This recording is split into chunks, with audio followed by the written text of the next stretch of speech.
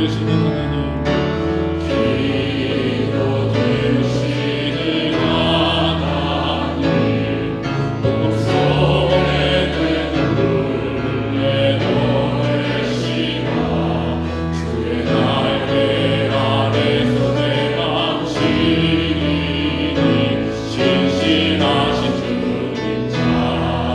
신실하신 하나님, 신실하신 하나님,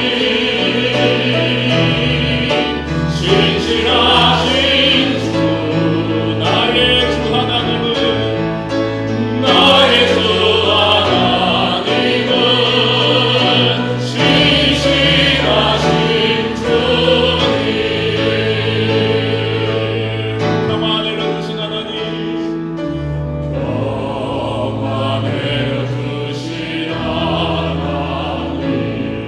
나로 고통받는 자를 위로하게 하소서. 나의 평생의 주의 사랑을 전하리. 신실하신 주님 찬양. 신실하신 하나님, 신실하신 주, 나의 주 하나님은, 나의 주 하나님은 신실하신 주님, 신실하신 하나님, 신실하신 주, 나의 주 하나님은, 나의 주 하나님은 신실하신 주님. 고개 들어, 고개 들어, 주를 맞이해. 엎드려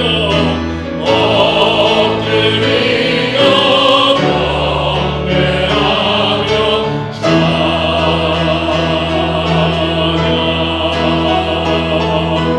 왕의 이름을 신령과 진정한 찬양으로 영광 돌려 만왕의 왕께 찬양으로 영광 돌려 만왕의 왕께. 아멘. 오늘 이 시간에는 시편 기도학교 복 있는 사람이란 제목으로 말씀을 전하도록 하겠습니다. 지난 한 주간 신년 특별 새벽 기도를 통해서 화요일부터 토요일까지 우리가 많은 은혜를 받았습니다. 많은 성도분들이 오셔서 2024년 교회표인 함께 지어져가는 공동체를 위해서 함께 우리가 기도하였습니다. 말씀과 또 기도와 성령과 사명으로 교회를 지어져 갈 것을 다짐하면서 한 마음으로 한 성령 안에서 다 함께 기도하였습니다. 신년 특별 새벽기도를 위해서 베풀어 주신 그 하나님의 은혜 우리가 감사하며 모든 영광을 하나님께 올려드립니다. 2024년의 시작을 온 성도들과 함께 기도하면서 기도의 포문을 우리가 힘차게 열었습니다. 이번 기도회 때 한 주 동안 하루도 빠짐없이 참석하신 분들도 계십니다. 그리고 어떤 분들은 물어보니까 처음으로 특별 새벽 기도에 나와서 기도하셨다고 말씀하신 분들도 계십니다. 이 특별 새벽 기도를 통해서 각자 하나님께서 주시는 특별한 은혜를 모두 받았으리라 믿습니다. 그렇다면 이제 특별 새벽 기도회가 끝났다고 기도를 멈추면 되겠습니까? 사실 특별 새벽 기도회가 끝난 이유가 더 중요합니다. 이제부터가 사실 진짜 시작입니다. 특별한 때만 기도하는 것이 아니라 이제는 우리의 일상이 기도가 되고 기도가 우리의 일상이 되어야 합니다. 2024년을 기도로 준비하면서 새해가 되면 모든 성도분들과 함께 한 마음으로 기도하면 좋겠다라는 감동이 있었습니다. 그래서 어떤 기도로 온 성도가 함께 기도하면 좋을까 기도하면서 고민하다가 시편의 말씀으로 온 성도가 함께 기도하라는 마음을 하나님께서 제게 주셨습니다. 그냥 막연하게 기도하기보다는 이 시편의 말씀으로 온 성도가 함께 기도함을 통하여서 이 한인제일장로교회가 기도로 지어져가는 공동체가 되었으면 좋겠다는 마음을 제가 가지게 되었습니다. 그렇다면 어떻게 기도하는 것이 하나님께서 원하시는 기도이겠습니까? 어떻게 기도하면 더 하나님과 친밀한 사귐의 관계로 우리가 나아갈 수 있겠습니까? 여기서 잠깐 우리의 기도를 한번 돌아봤으면 좋겠습니다. 우리의 기도를 돌아보면 다 자신만의 이 기도의 레파토리가 있습니다. 어떻게 기도를 시작하고 어떻게 기도를 마무리하는지 다 자기만의 기도의 패턴이 있습니다.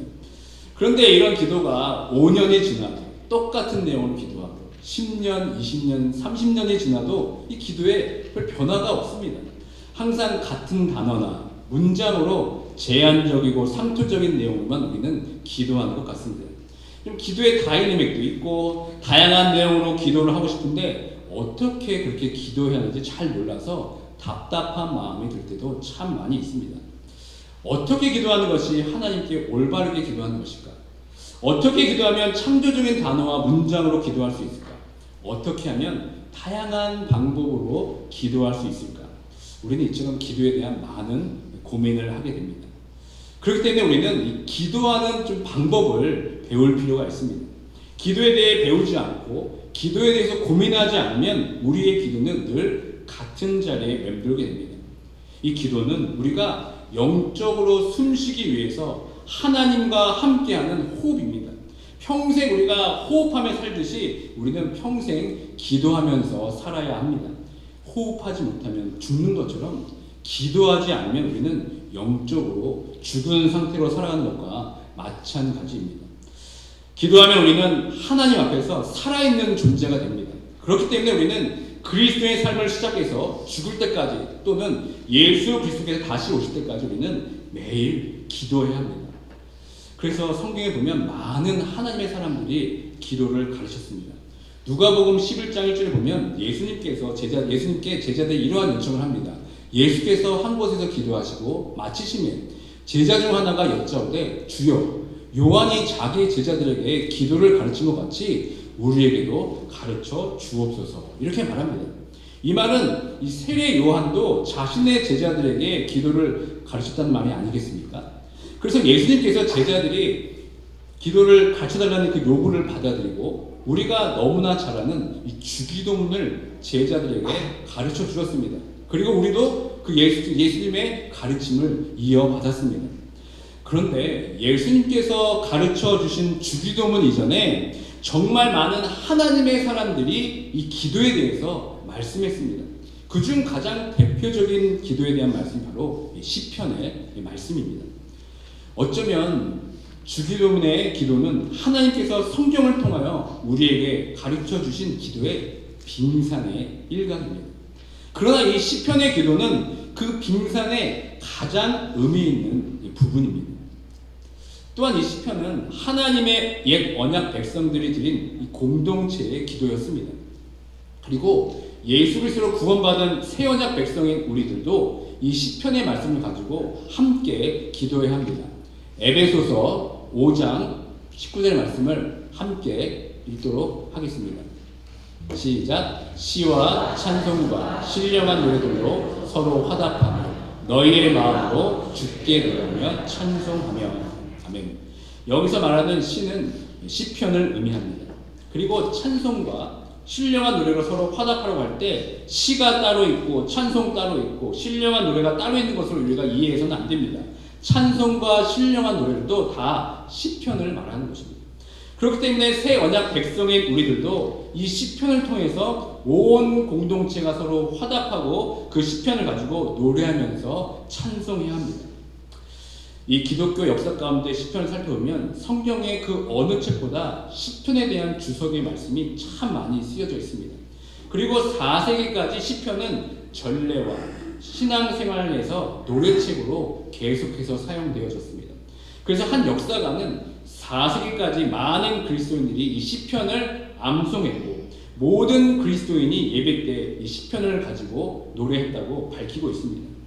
그리고 나중에 중세 수도원 공동체들은 이 시편을 전례의 한 부분으로 정해놓고 매일 시편을 암송했습니다. 그리고 베네딕트 수도의 규범칙을 보면 수도사들은 시편 150편 전체를 매주 암송했다고 기록되어 있습니다. 이처럼 시편은 아주 역사적으로 중요한 기도였습니다. 또 우리가 살펴볼 것이 있습니다. 그것은 바로 시편이 가지고 있는 독특성입니다. 우리가 성경에 있는 율법서, 예언서, 복음서, 선지서들은 다 하나님의 말씀으로 우리는 이해합니다. 왜냐하면 하나님께서 수많은 선지자들과 예수님과 이 사도들의 입을 통해서 우리에게 말씀하셨기 때문입니다. 이 말씀들은 하나님께서 우리에게 하시는 말씀입니다. 우리는 이것에 아주 익숙합니다. 우리는 그저 그 말씀을 그저 들으면 됩니다. 그러나 정작 우리들은 하나님께 어떻게 말해야 합니까? 그 거룩하신 하나님께 우리는 무슨 말로, 어떤 말로 하나님께 나아가야 되겠습니까? 성경의 대부분의 말씀은 하나님께서 우리에게 하신 말씀입니다. 그러나 시편은 그렇지 않습니다. 시편은 우리에게 말하기보다는 우리를 위해, 우리를 대신해서 하나님께 말합니다. 이것이 시편의 가장 독특한 점입니다. 시편은 성경의 기도입니다. 시편은 하나님이 하나님 자신에게 말하도록 우리에게 주신 말씀입니다. 시편은 우리가 하나님께 말하도록 하나님으로부터 온 말씀이 바로 시편입니다. 그러니까 바꿔 말하면 시편은 우리가 하나님께 어떻게 말해야 하는지, 어떻게 기도해야 하는지를 알려주는 기도의 교과서라고 할 수 있습니다. 그래서 많은 하나님의 사람들이 이 시편을 사랑했습니다. 그리고 시편을 가지고 기도했습니다.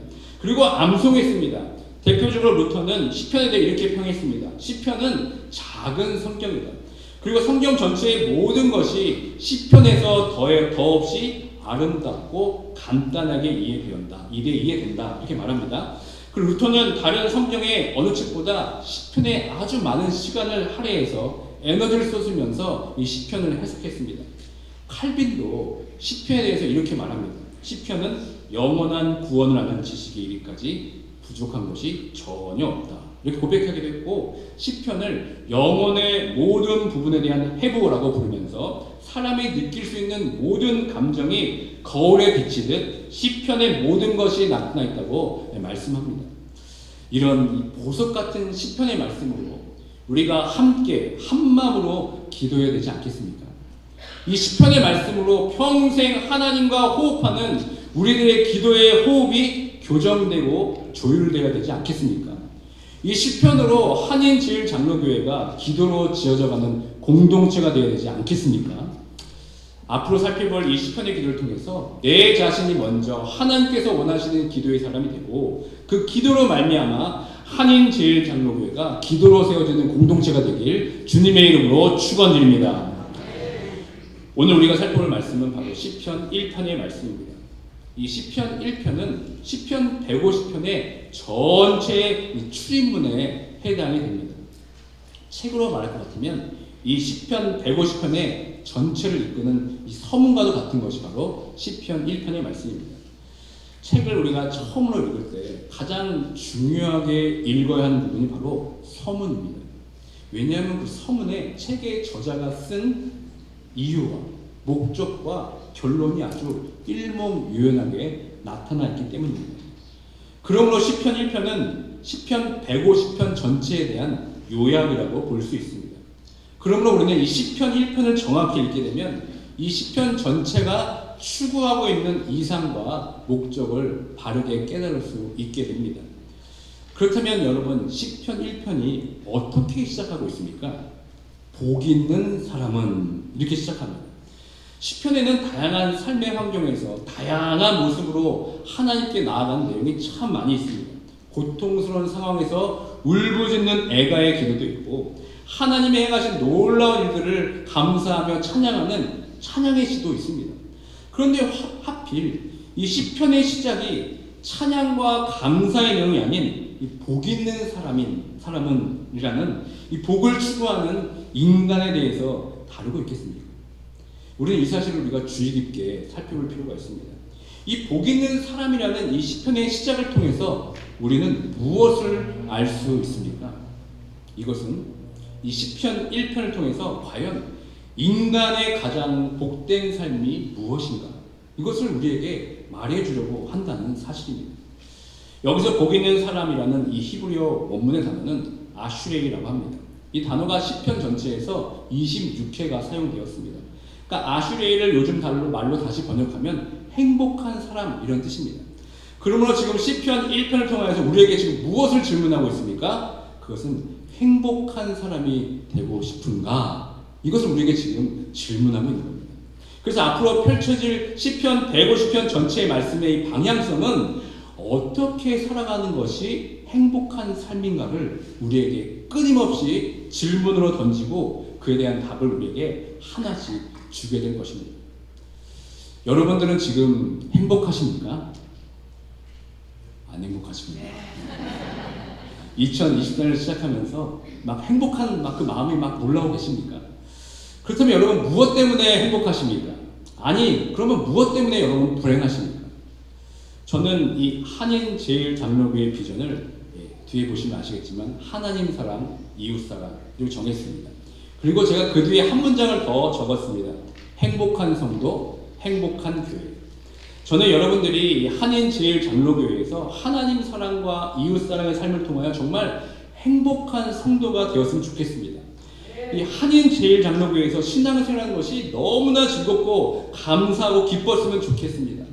교회 오는 것이 너무나 즐겁고 기대되어서 교회에서 하는 모든 사역을 통해 여러분 자신들이 행복했으면 좋겠습니다.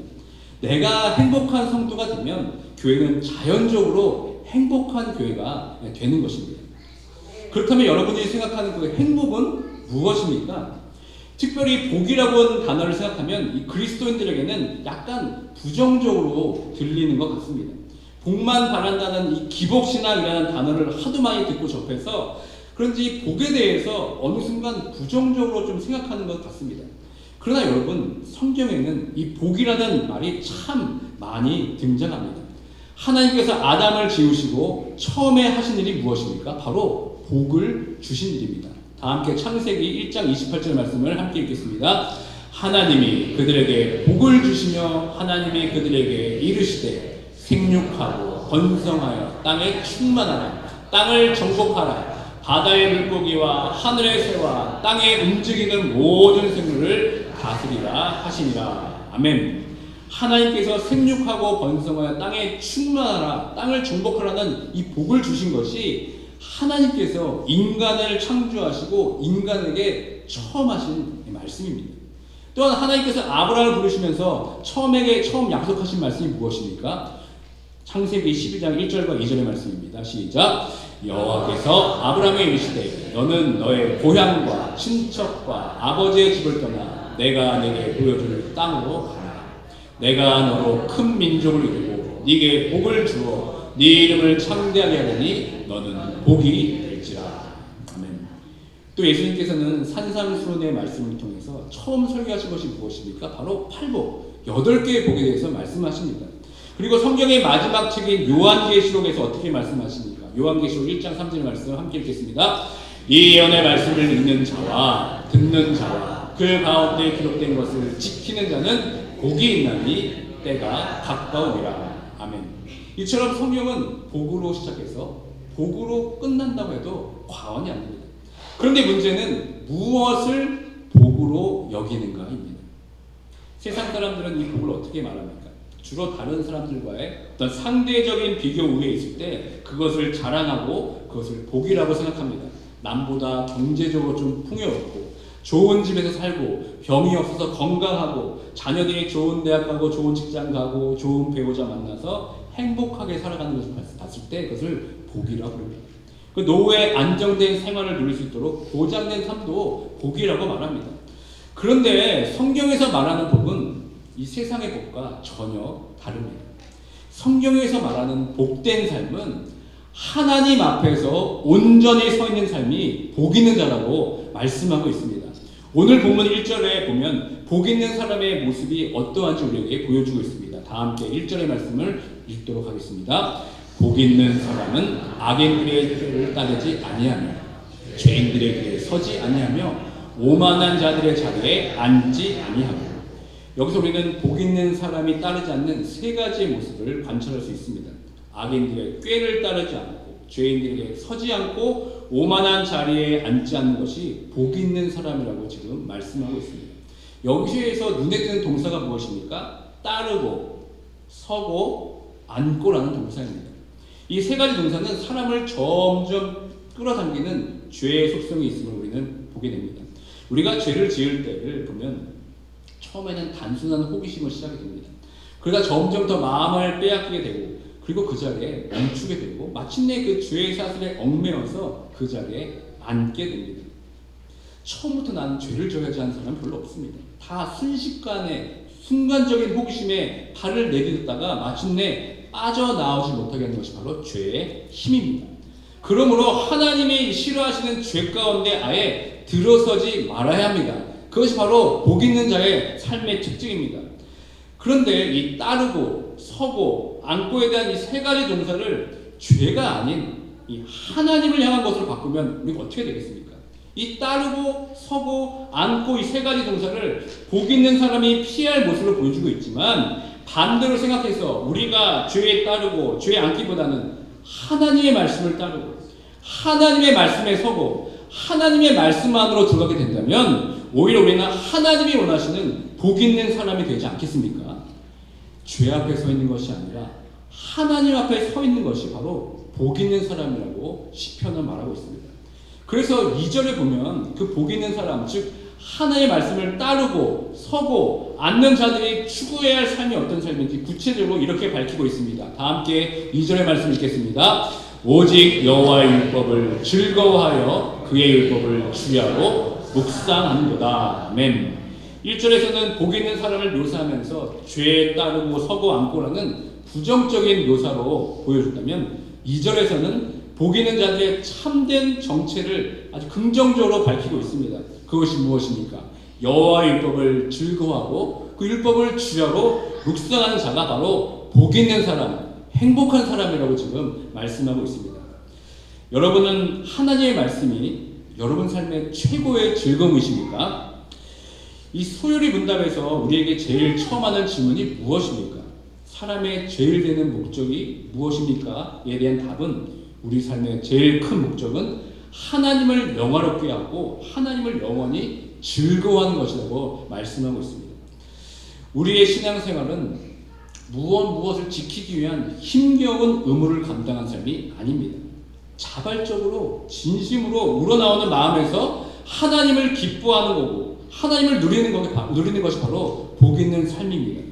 이전의 말씀 다시 한번 보시길 바랍니다. 여호와의 율법을 묵상하는 것이 먼저입니까? 아니면 여호와의 율법을 즐거워하는 것이 먼저입니까? 여호와의 율법을 즐거워하는 것이 먼저입니다.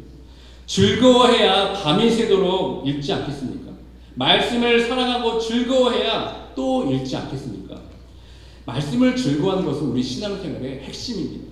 말씀을 통해 하나님과 만나고 말씀을 통해 하나님의 음성을 듣는 사람과 그렇지 못한 사람들의 신앙생활은 천지차이입니다. 왜 똑같이 이 예배 시간에 와서 누구는 이 시간 은혜를 받고 누구는 왜 이 시간에 와서 은혜를 받지 못합니까? 그 마음 가운데 이 하나님 말씀에 대한 즐거움이 없기 때문입니다. 예배를 통한 하나님의 말씀과 은혜에 대한 즐거움을 경험하지 못했기 때문입니다. 여러분, 이 즐거움은 그냥 오지 않습니다. 그것을 즐기기 위해서 말씀 앞에서 그 말씀을 깨닫기 위해 많은 시간과 노력을 여러분 드려야 합니다. 하나님의 말씀에 대해 우리가 어느 정도 알아야 합니다. 이 강단에서 하나님의 말씀을 전하면서 제가 하면 여러분 할 정도 돼야 이 말씀이 들리는 겁니다. 그러기 위해서 우리는 하나님의 말씀에 대해 알고자 하는 열망이 우리 마음 가운데 있어야 합니다. 그리고 그 하나님의 말씀을 주야로 묵상하는 삶을 우리가 살아가야 합니다. 여기서 우리는 이 묵상이라는 단어를 잘 해석해야 합니다. 묵상의 사전적인 뜻은 곰곰이 생각하다, 반추하다, 잠잠하게 생각하다라는 뜻입니다. 그런데 2절의 묵상에 해당하는 히브리어 이 하가는 본래 뜻이 그런 뜻이 아닙니다. 하가의 아주 근원적인 의미는 중얼거리다, 신음소리를 내다, 으르렁거리다, 비둘기가 구구 소리를 내다 라는 즉 소리와 깊은 연관이 있는 단어입니다. 그래서 이런 의미를 볼 때 이 하가라는 단어는 읊조린다 라는 뜻이 제일 원어의 뜻에 가까운 해석입니다. 따라서 묵상하다는 눈 감고 가만히 입 꾹 다물고 머리로만 생각하는 것이 묵상이 아닙니다. 입으로 소리를 내어서 그것을 반복적으로 중얼중얼 거리는 것이 바로 묵상입니다.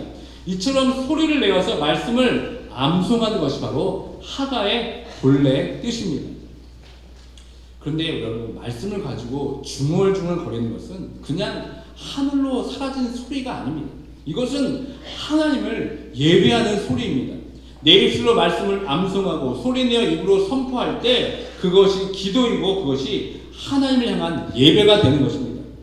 그렇게 하나님의 말씀을 즐거워하고 주야로 묵상하게 되면 진정한 복을 소유한 사람, 행복한 사람이라고 지금 시편은 말씀하고 있습니다.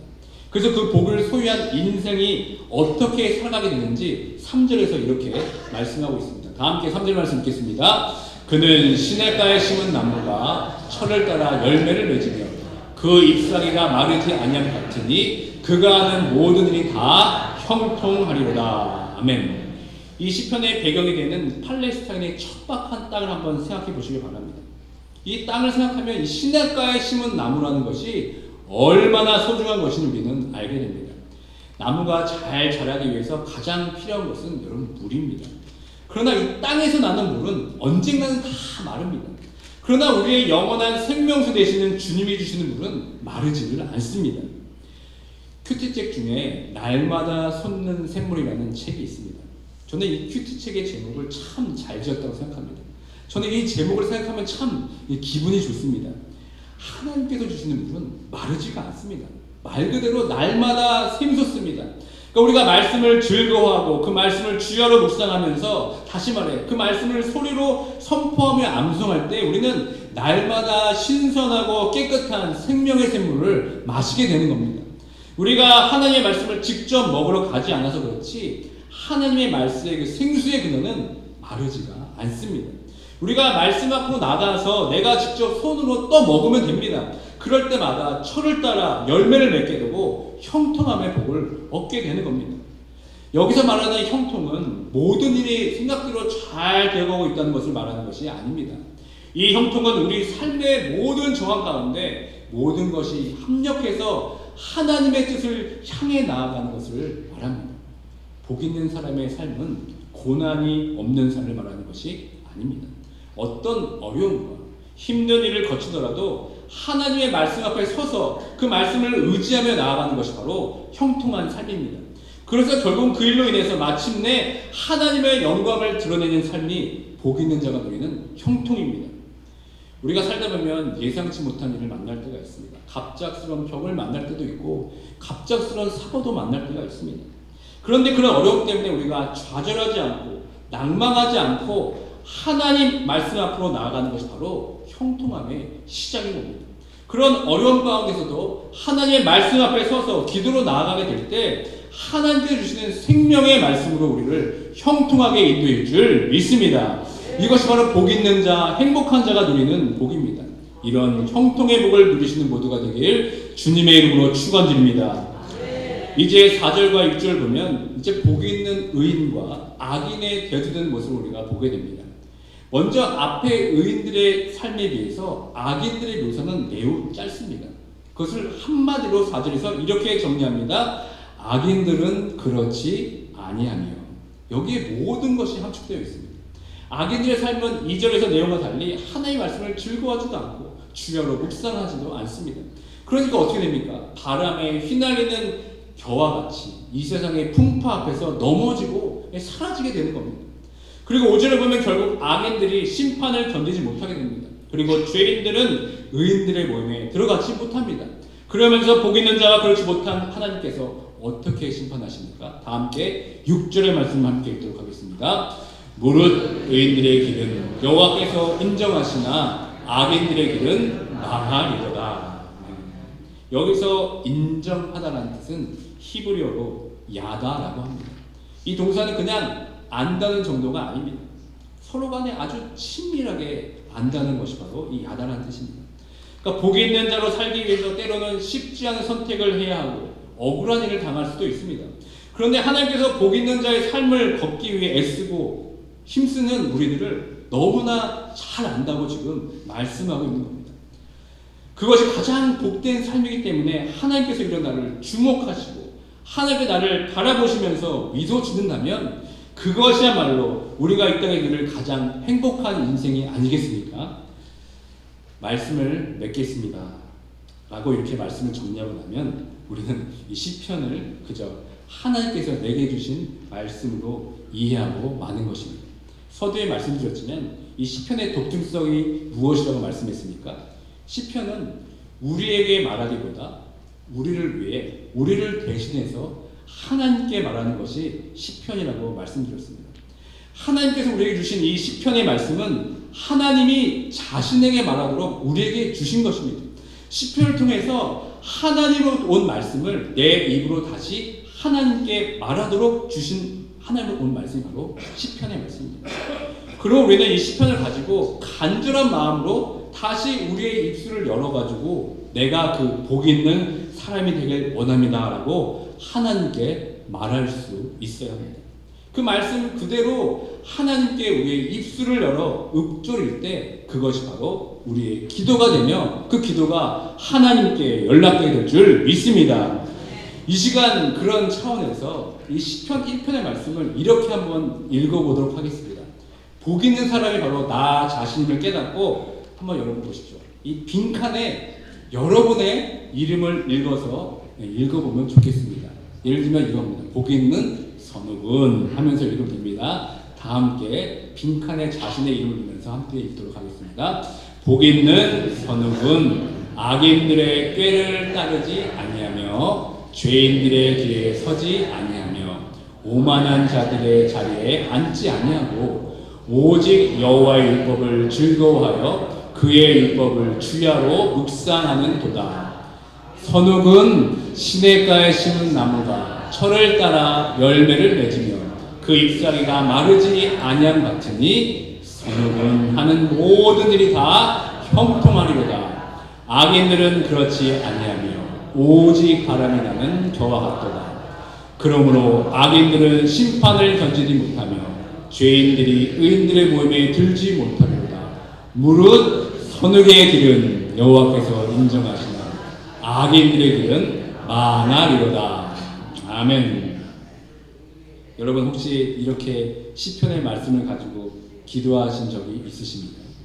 여러분의 기도 가운데 이런 기도가 있으십니까? 여러분이 이 시편의 말씀으로 종일토록 읊조리며 우리가 기도하게 된다면 여러분들은 이미 또 다른 기도의 챕터가 열리신 것입니다. 말씀으로 기도하는 것보다 이 세상에 더 훌륭한 기도는 없습니다. 여러분이 이 말씀을 읊조리면서 암송하면서 이 말씀을 마음에 새기고 매 순간 길을 갈 때든지 누워있을 때든지 일어날 때든지 기도한다면 우리는 이미 하나님이 인정하시는 복 있는 사람, 행복한 사람인 줄 믿습니다. 여러분이 사랑하는 자녀들을 위해 어떤 기도를 하고 계십니까? 공부 잘하고 좋은 대학 가고 시집장가 잘 가기만을 기도하고 계십니까? 여러분 이제 그 기도는 뒤로 하시고 오늘 시편 기도에 방금 우리가 기도한 것처럼 이 빈칸에 여러분의 자녀들을 위해 한번 기도해 보시길 바랍니다. 그러면 여러분의 자녀들이 하나님의 복을 누리는 하나님의 사람으로 거듭나게 될 줄 믿습니다. 늘 반복적이고 제한적인 언어로 기도에 답답함을 가지고 계신 분이 계십니까? 기도를 좀 더 하나님께서 잘 드리고 싶고 그런 간절한 마음으로 더 기도가 업그레이드 되면 좋겠다는 마음을 가지고 계신 분들이 계십니까? 기도의 지경이 넓어지길 원하십니까? 그렇다면 오늘부터라도 이 시편의 말씀으로 기도하시길 바랍니다. 그 시편의 기도가 내 입술로 읊조리게 되고 선포되게 될 때 하나님이 원하시는 복 있는 자의 삶을 살게 될 줄 믿습니다. 그래서 여러분 주보를 한번 펴보시기 바랍니다. 가운데 장을 보면 주중 새벽 기도 때 말씀이 구체적으로 요일마다 적혀져 있습니다. 앞으로 이 시편의 기도의 말씀을 가지고 새벽에 함께 여러분과 기도하게 할 것입니다. 올 한해 정말 여러분 기도의 사람이 되고 싶으십니까? 올 한해 정말 한인제일장로교회가 기도로 지어져가는 공동체가 되길 원하십니까? 그렇다면 여러분, 이 주중 새벽 예배에 나오셔서 기도에 헌신하시길 바랍니다.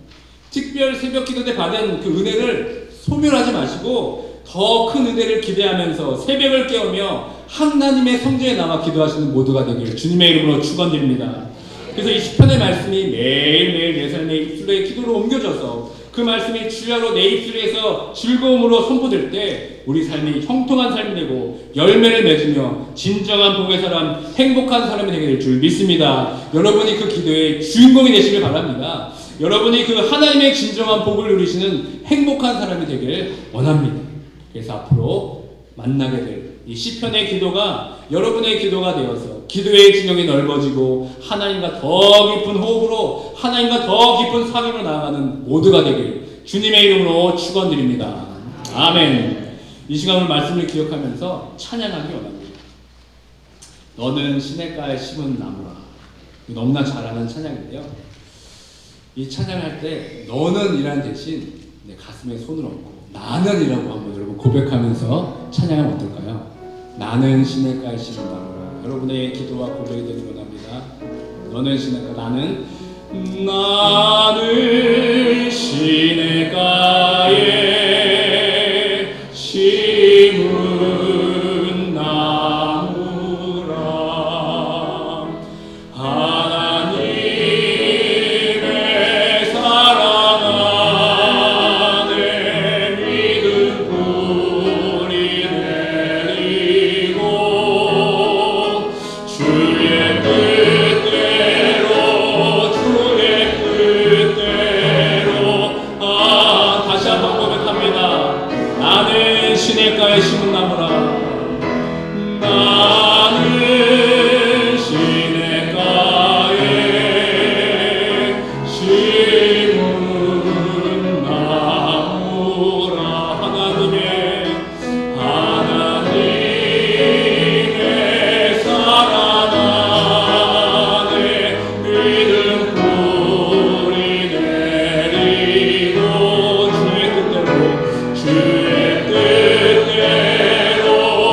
주의 뜻대로 항상 이 시간에 나의 자녀들과 성도들 위해서 너는 시냇가에 심은 나무라.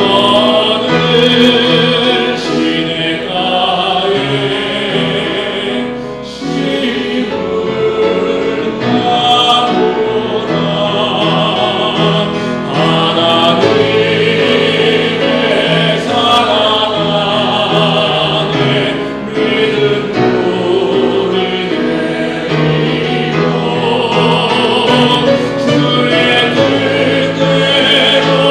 주의 뜻대로 항상 살리. 주의 시절을 쫓아 주의 시절을 쫓아 구원 열매 맺으며 주의 영화로운 이 너를 모하리니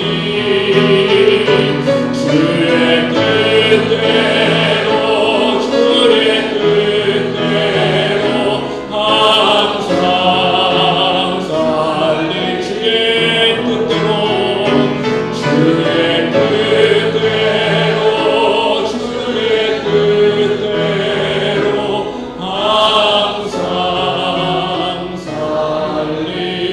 살리라. 이 시간 말씀과 찬양을 기억하면서 기도하며 나옵니다. 2024년 올 한해 이 시편의 말씀을 통하여 기도의 사람이 되고 있습니다. 복 있는 사람은 하나님의 말씀을 즐거워하고 주야로 묵상한 삶을 우리 깨닫습니다. 이제는 그 말씀이 나의 기도가 되길 원합니다. 내가 그 말씀으로 기도함을 통해서 그 말씀의 복을 누리는 형통한 삶을 살기를 원합니다. 그래서 올 한해 내 자신과 우리의 가정과 한인제일장로교회가 기도로 지어져가는 귀한 기도의 공동체 될 수 있도록 다 함께 기도하며 나아가도록 하겠습니다.